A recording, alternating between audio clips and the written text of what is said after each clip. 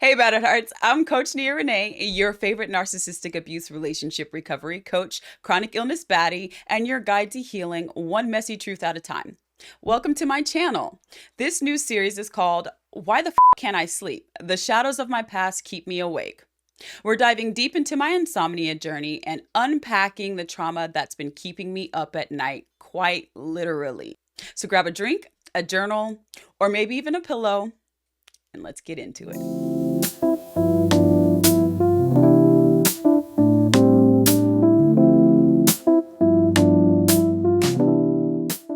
Let's talk about what's really going on here. Your girl is battling insomnia. Like, I'm just trying to figure out who gets 3 hours of sleep at night and still manages to slay life.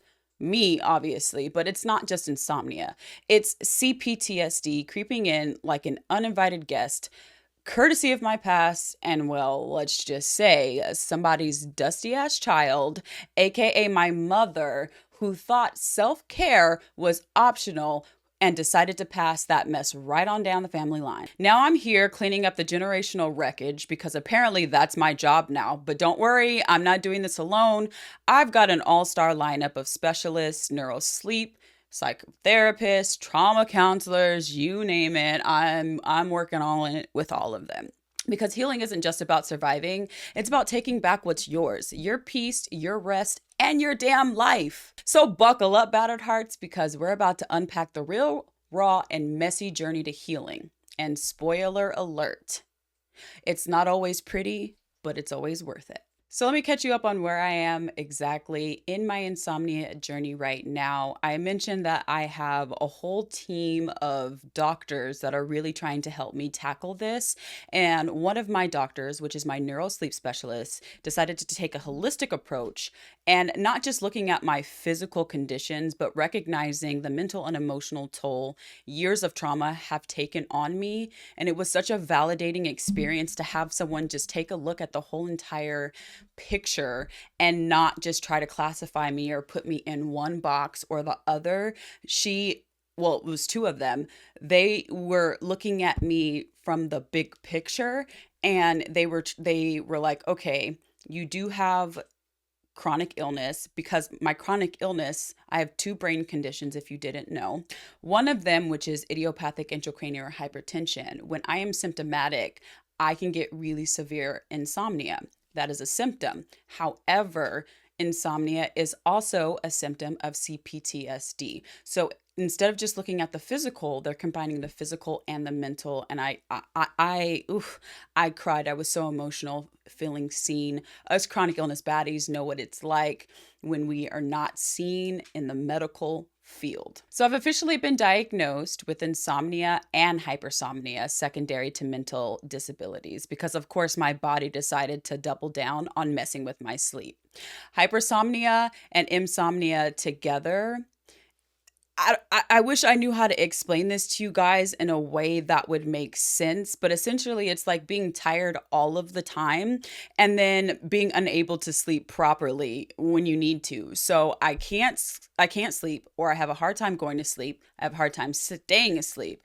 And then I am excessively sleepy all day, but then I can't sleep when I need to. Sounds about right. So of course I'm like, what is the plan? Because I have been in therapy for a long time. I've been in therapy for a better of 15 years for a myriad of different reasons. And I've recently started going back and doing EMDR, which is eye movement desensitization reprocessing. And it helps the body process the trauma that it's endured. But obviously, I need a little bit more than that because I need to sleep right now. I can't sleep. It's driving me insane. So the first step that my neurosleep doctor has tasked me with is to create a consistent nighttime routine to signal my brain that it's time to rest, which I'm still trying to figure that one out because I am chronically ill. I don't know. It's hard. Some days I can't function because I'm so tired, and other days I'm perfectly fine. Being chronically ill on top of all of this that is caused by the trauma that I've endured, again, it's like hypersomnia, insomnia at the same time, because why not? And then the next step is that my doctors and I will do a more in-depth sleep study to figure out what's really going on, though it's not really necessary because it's not going to change any of the ways that they're going to treat me, and my psychiatrist doesn't think I'm quite stable enough to go off my medications to actually do the sleep study. And I really can't blame him, because how could you look at a baby and think, we're just gonna you up? They also recommended doing cognitive behavioral therapy, CBT, for insomnia, and it's supposed to help retrain my brain. And honestly, I'm here for it. My brain can get as many exercises as it needs, though I still find it a little ironic that it's all coming back to my brain because I am a 6-time brain surgery survivor. Anyway, whatever. We'll get past that. So in 2020, I actually was diagnosed with narcolepsy because I was literally falling asleep while driving. I was falling asleep after walking into the doctor's office and sitting and waiting for them for 5 minutes. And so in order to get the medication that I'm currently taking to help with ADHD and also helping me stay awake during the day, I had to have the narcolepsy diagnosis, even though my neuro sleep doctor is trying to figure out how I got that diagnosis without an in-depth sleep study or a spinal tap, but we will revisit that later. So while narcolepsy is still on the table as a possible diagnosis, it doesn't change the current game plan. And so for now, we're addressing both my nighttime and daytime sleep issues. Okay, so obviously I have to dive into my trauma. And with that, it's interesting because I have my CBTI therapist that I start seeing in December. And then I have my current psychotherapist who is a certified trauma specialist. And we do EMDR, brain spotting. We do a lot of techniques. And I obviously do a lot of journaling, which we'll touch on here in a second. With my psychotherapist, I'm working through the subconscious impact of my relationships, especially with my dusty ass mother, as we mentioned in the beginning. And I have writing prompts that I decided to do, not by my psychotherapist. My psychotherapist told me that I needed to find a way to put a face and a name in. Hold on, let me grab my journal. So I have my journal right here. So my psychotherapist actually wants me to characterize my insomnia, give it a shape, take a form so I can do something with it, give it a form that I can vaporize or at least can control it, and then do the same thing for my anxiety, which is a whole different conversation. On top of that, like I mentioned, I have identified 10 writing prompts that I will be going through to kind of tackle and address how to remove my mother from my subconscious.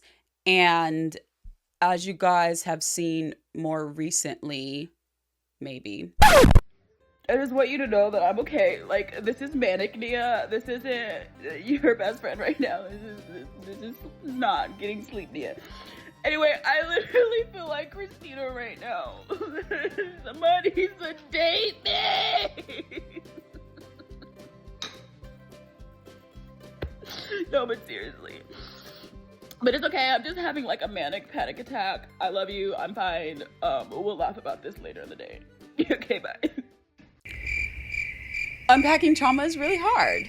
LOL.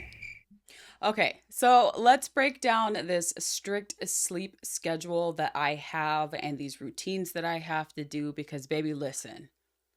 My neuro sleep doctor is not playing around, okay? So I have to stick to a strict sleep window, which is from 10 p.m. to 8 a.m. There's no exceptions. When my alarm goes off at 8 a.m., I have to get up. I can't lay around pretending like I might go back to sleep. Whatever the case may be, I need to get up and I need to go sit outside for about 5 minutes in the morning. And it's something about that natural light that's supposed to help reset my brain. The hardest part about this, though, is because there's no naps. I can't take a nap. And I am a chronic illness baddie. And you know what that means to me, being a chronic illness baddie, and I can't take a nap? It's so hard. But apparently I need to build up this thing called sleep pressure. So basically, that's letting my body get tired enough to sleep at night. Which, spoiler alert, it still doesn't happen. So I can't take any midday naps. no matter how tempting or how comfortable my couch is, because I'm not allowed to be in my bedroom at all because I have to repair my relationship with my bed. So they're starting me off with the goal of 10 hours in bed, then seeing if I can adjust to 9 if that works better. The idea is that limiting sleep time and focusing on quality rest can actually be more beneficial than trying to force my body into something that it doesn't need. But it's not just about sleep, it's about my environment too. So my specialist, she suggested that switching up my scenery during the day, like working outside if I can, which I actually did yesterday before I had my mental breakdown. So like, is it really helping? Just kidding. Something about shaking up the routine is supposed to help reset my mind. And then they hit me with something that really stuck. Like, this was something that absolutely made me so incredibly emotional when she was saying this. And this is going to ring true to a lot of people who have endured trauma, specifically abuse, especially abuse in their childhood. She said the defenses I built during the years of abuse, those walls I put up to survive, might actually be holding me back now. They've served their purpose, but if I don't let them go, they could keep me from growing and moving into the next phase of my life. And that was so powerful. I was like, damn. Okay, girl, not you having me on this call crying. You can see me because it was a telehealth. I see you, you see me, and the other, there's two of them, and y'all just got me over here choked up and crying. It's going to take a lot of hard work, and yeah, some of this is going to hurt, but it's about using all of that pain and effort to actually help myself and not just survive anymore. It's about thriving. So that's the plan.